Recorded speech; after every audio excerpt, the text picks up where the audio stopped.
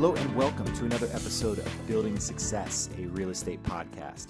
My name is Nick, and once again, we're going to be diving into COVID-19 and its effects on real estate. Today specifically, I want to talk about how we go about reopening many of these buildings and properties that have been vacant for weeks at this point, but there does seem to be some light at the end of the tunnel in terms of legislature across the globe in opening up business establishments. And whether that is a retail shop you may own, maybe it's a property management office that has been going virtual for the last couple of weeks, what are some of the things that need to be considered before we go about opening things back up again?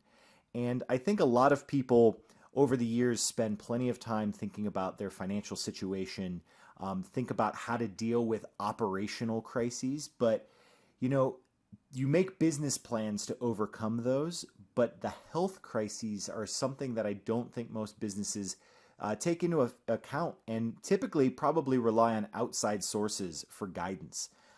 But the decisions now are so different from area to area, from legislature to legislature.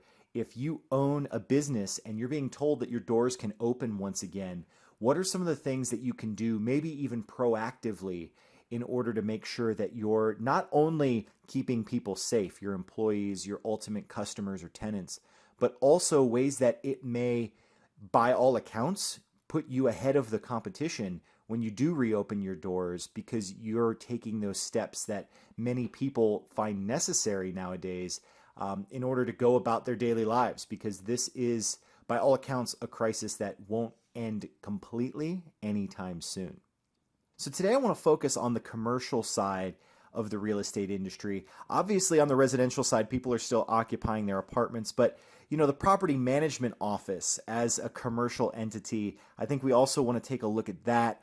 Retail locations, what's being done in that space and ways that we can go back into business and maybe even find ways that we can put ourselves ahead of the competition. And even looking at the landlords, those that are owning shopping complexes or shopping malls with common area maintenance. I think there's a lot of things that have to be considered now in this new normal.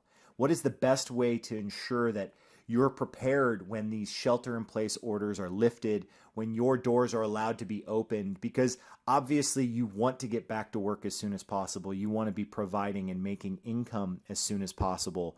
What are some of those things that you should probably consider? I think at a high level, the office and the maintaining your businesses, coming back to a business as usual no longer exists. We won't be flipping a switch and going back to 100% occupancy of your commercial buildings and having the free flowing of people coming in and out and bumping into each other. From a personal perspective, I don't think people actually want to be that close to each other, and you certainly can't infringe upon people and force them to kind of live in that dynamic if that's not how they want to go about their business. So social distancing shouldn't dissolve when the shelter-in-place orders are lifted, and I think obviously that's the number one priority for people right now is finding that space between each other. But also there are ways that you can kind of proactively create an organization or a system for people to be able to feel comfortable within the quarters of your business operations. This is where I think a COVID response team is very important. Your business is facing plenty of hardships, and personally, your employees and your colleagues are facing a lot of hardships. And I think everybody's different perspectives coming together to build what your COVID response plan is becomes very important. And this isn't something that should just be held to the executive level, because a lot of your employees are dealing with personal effects of this crisis. They are even feeling different ways about how it should be handled at a public policy level.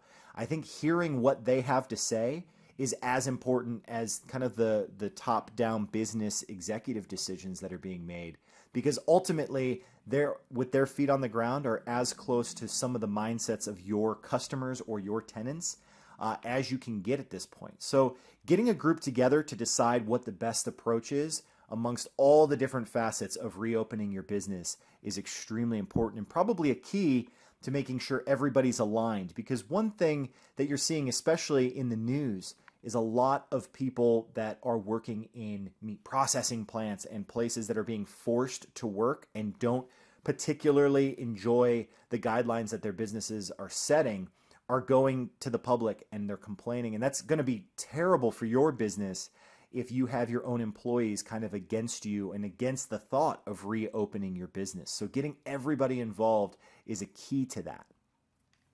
And let's talk about the employees, and maybe starting with the occupier's perspective here. You need to assure your employees that they're working in a safe environment. And how do you do that when things are changing? Well, considering new cleaning services, allocating resources to keeping things cleaned on a regular scheduled basis to make people feel safe is a way that you can balance their own fears about safety and everything that's happening with the coronavirus, but also with their need to want to get back to work as well.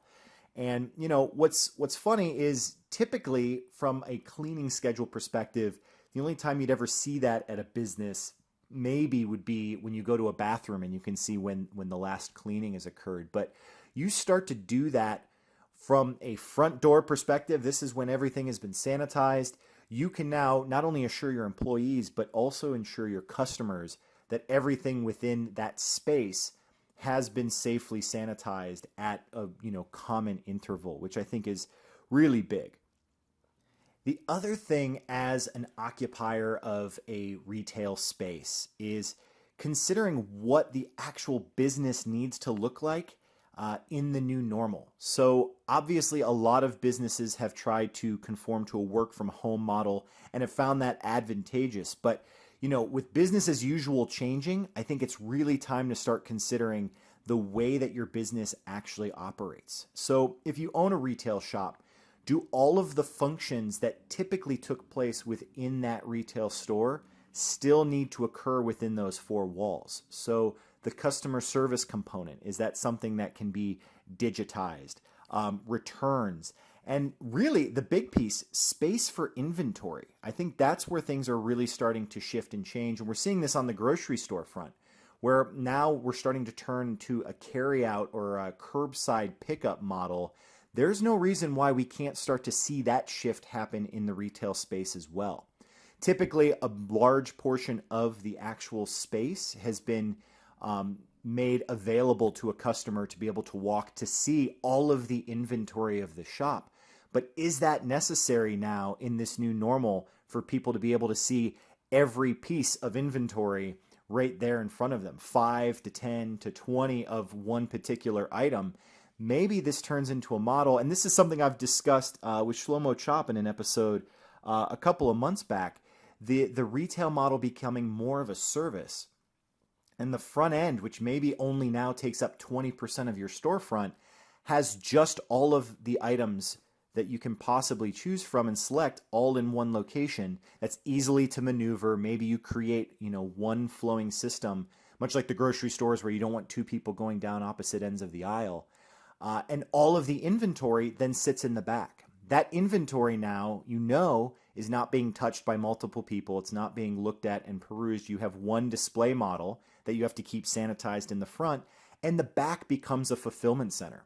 So now half of your employees can work in the back and not have to deal with customers, not have to worry about that interaction, and can focus specifically on a task that maybe even creates a curbside pickup of whatever it is that they've decided to purchase within your retail establishment. There are ways to start to reshift and focus and reconfigure your retail spaces in order to maximize now not only safety, but also productivity, and creating a new model for shopping. And from a social perspective, it could be something that your customers start to latch onto. They start to promote. It can put you ahead of your competition while at the same time ensuring that you have safety. So speaking of safety, if we move from the retail side to the property management office, the residential side, you also need to start to reevaluate the different face-to-face interactions that you actually have with your residents and your tenants. So obviously there are ways that you can do things like providing maintenance requests digitally or virtually, being able to send things via text message to show pictures of problems versus having to meet face to face. Some of those things obviously are having to happen right now currently, but as you start to move forward and have property management offices open again, what happens with package pickup? Does it still require a property manager to go into a closet and to hand over a package when the tenant comes to visit and ask for it? Because that interaction may not be something that you want to have anymore. Do you have a locker system, which on its face is good because it reduces that face-to-face interaction, but now is that system being cleaned regularly because multiple people are coming in and touching those things? Is there a secure way to prevent contact, to provide, maybe a personalized delivery system now where instead of the packages being in the closet, it's extra work for the property manager, but they start to put those at people's doorsteps. And in that process, they've reduced other face-to-face contact and interaction that used to take up more of their time. Things like that have to be considered now because your residents and tenants are trying and expecting to have as little interaction with people that they don't need to see as possible. And little mind shifts in ways that we do that can really make a big impact. So I also want to talk about the landlord perspective. And I spoke last week about landlords and tenants for both commercial and residential units needing to have conversations now. And a lot of that was with the whole rent deferment, rent abatement conversation. But one thing that's really interesting to consider here, regardless of which side of the transaction you're on, is the responsibility for reconfiguring space or for making space safer for people. And obviously there's a lot of contractual obligations when it comes down to common area maintenance, when you're talking shopping malls and in all of the different areas that maybe the landlord has responsibility of versus the tenant. There's still a bit of uncharted territory now when it comes to updating and improving physical spaces, because what I've been saying in terms of you as an occupier or a retailer, that's your own personal decision, that how you want to operate to best impact your customers.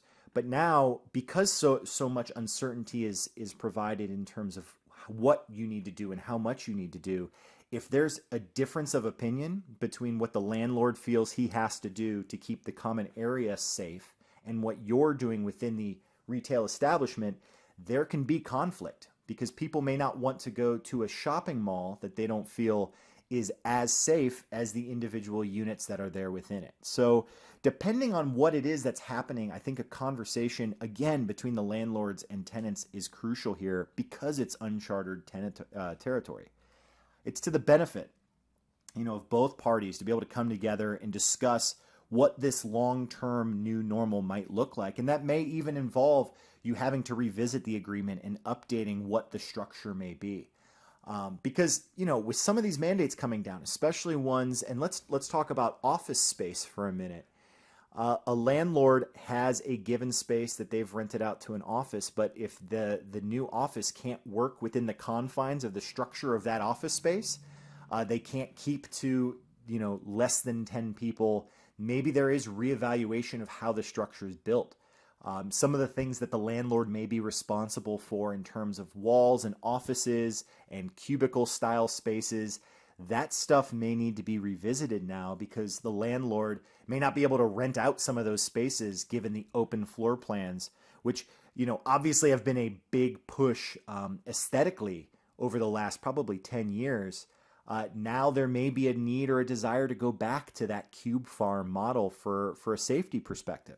So there's got to be conversations there. Who's responsible for the upkeep, the maintenance, and even the reconfiguration of office spaces, which is really interesting and could prove to be a new negotiation tactic when it comes to bringing up new commercial leases or renewals between landlords and tenants. So landlords on the retail side, we've already talked about the shopping malls and some of the common area maintenance stuff, but also think about things like food courts. Places where there's a lot of people, there's food which already has contamination issues from a cooking perspective, but now people may be afraid of having all of this cooking and stuff all happening in the same space. Will the food court of the future still look like it does today, or maybe it becomes something of a food truck model moving forward, where things are more self-contained in a self-sanitized space that could take the place of open air food courts. These things have to be evaluated by the landlord in order for them to be able to maintain a consistency of occupancy with the tenants that they have, because so many of them right now are struggling, especially some of the smaller non-chain local retailers, the ones that are in some of these shared spaces. Until they find a solution and get that traffic back to their stores, may really start to struggle, and then you're going to need to find new tenants to fill those spaces. So finding avenues for people to want to come to your property becomes paramount. Again, it matters to the tenant that things are safe so customers are happy. It should also matter to the landlord of these retail spaces that have these common areas to want to make sure that they're not only as attractive as they can be, which has always been the case, but now also safe as well. One other really interesting thing I feel like landlords may not be considering at this point is utilities. And for many of these properties, and again, let's go back to the shopping mall or even the office example, some of these buildings have been closed. And things like running water, heat, electric, they've typically always run on a constant and consistent basis, in many instances for years, if not decades. And now some of these things have slowed down, and maybe you need to consider flushing out your water systems, reevaluating your HVAC units, making sure all of that stuff, when you turn everything back on and start running things from before, which was just at a minimal capacity, to full capacity when things open back up, there's a great possibility that some of those things may not work exactly as they did before. So everything kind of slowed down, and you save some money on the utilities bills side of things. But as soon as things start to kick back up again, there's definitely a need and a desire probably to make sure all of those systems are back in place and back in working order. Because the last thing you want is to have any issues or situations where the tenants who have put all of this effort into getting everything back open and everything safe for the customers to then not be able to actually utilize that space as they had, originally intended, because things like utilities hadn't been considered. So one thing I do want to mention here, and it's something I haven't touched on, because all of these changes are good and everybody's probably in agreement that they need to happen. But how can they be made when we're currently under such financial constraints, right?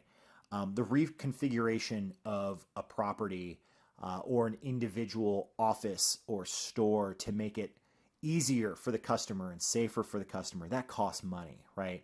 Sanitation efforts and abilities to keep places clean more so than they ever have before costs money.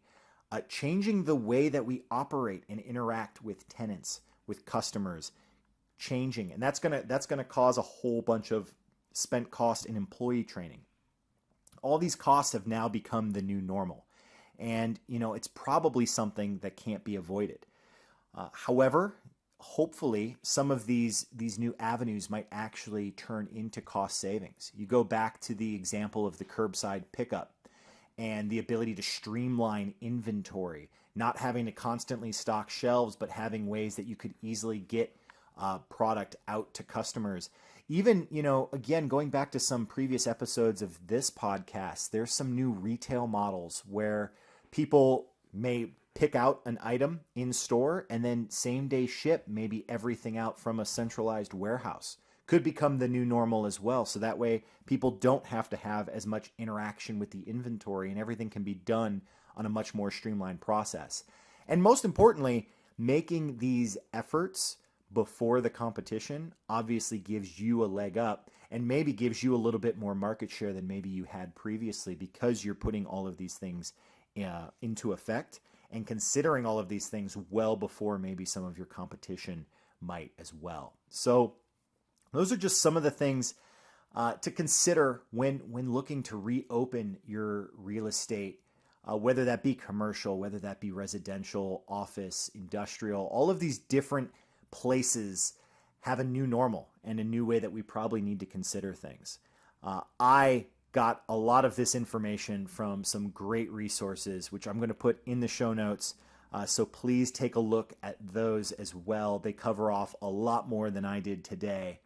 And let me know how these podcasts, this new normal of the Building Success Show is going, if these are helpful and informative, as well as guests that you may want to hear from or topics that you want to hear about in reference to this whole COVID-19 pandemic and ways that real estate is changing for you and maybe changing for other people as well. So thank you for your time, and until next time, we'll catch y'all later.